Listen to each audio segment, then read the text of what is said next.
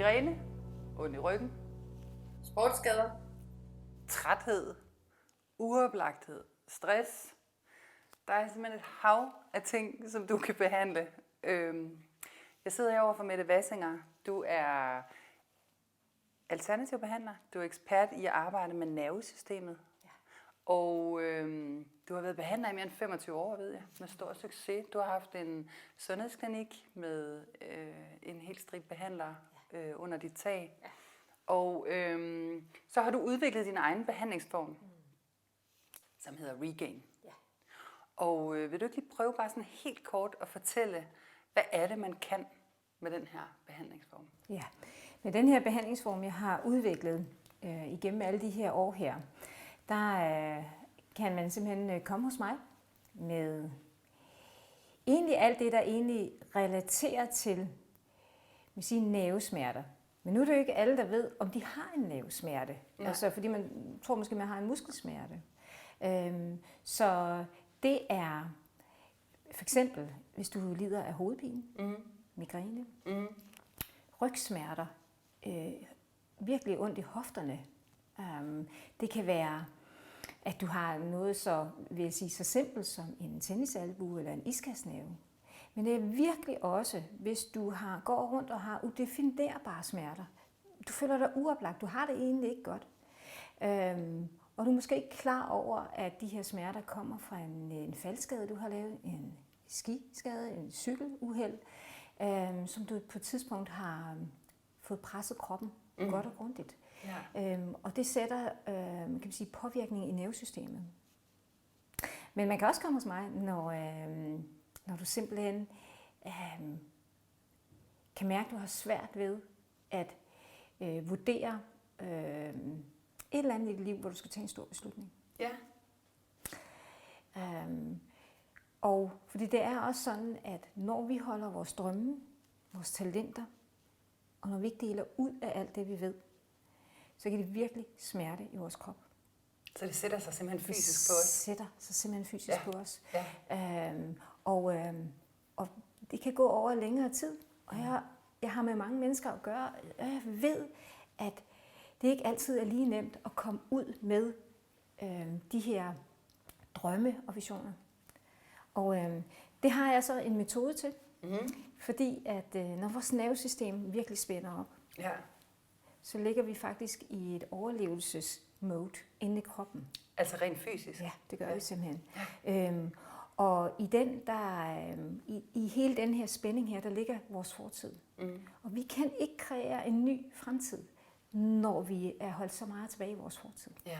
Så det der med at have bare et dårligt knæ, som jeg så har gået med, og så har jeg bare prøvet at gå lidt rundt om det. Ja. Der er det, du siger, det behøver jeg ikke acceptere, eller hvad? Det behøver du slet ikke acceptere. Nej. Og i hvert fald så kan jeg hjælpe dig med, om der er andre undersøgelser, der vil være relevant for dig, naturligvis. Ja. Ikke? Fordi du kunne jo være slidt godt og grundigt. Men selv der, når vi er slidte, kan vi løsne nervesmerter. Fordi det er lige præcis det, der sætter sig i klemme.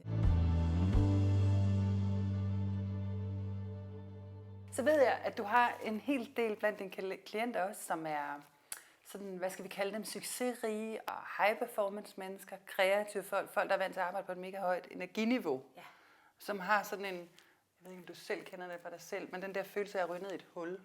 Altså, når du har topposteret, så skvatter man ud bagefter. Ja. Det er rigtig, rigtig spændende at arbejde med os. Ja. Og lige der, fordi vi mennesker, vi tenderer til, at vi kan godt være heroppe på en rigtig, rigtig god energibølge. Ja. Og så falder vi simpelthen ned, hvor vi føler os så alene inde i. Og jeg har netop forsket rigtig meget i at udvikle den her metode, fordi det var en af mine store issues. Jeg har et enormt drive, men kunne tage mig selv i de her huller, som egentlig forhindrede mig i at komme frem med noget, det jeg rigtig gerne ville. Ja.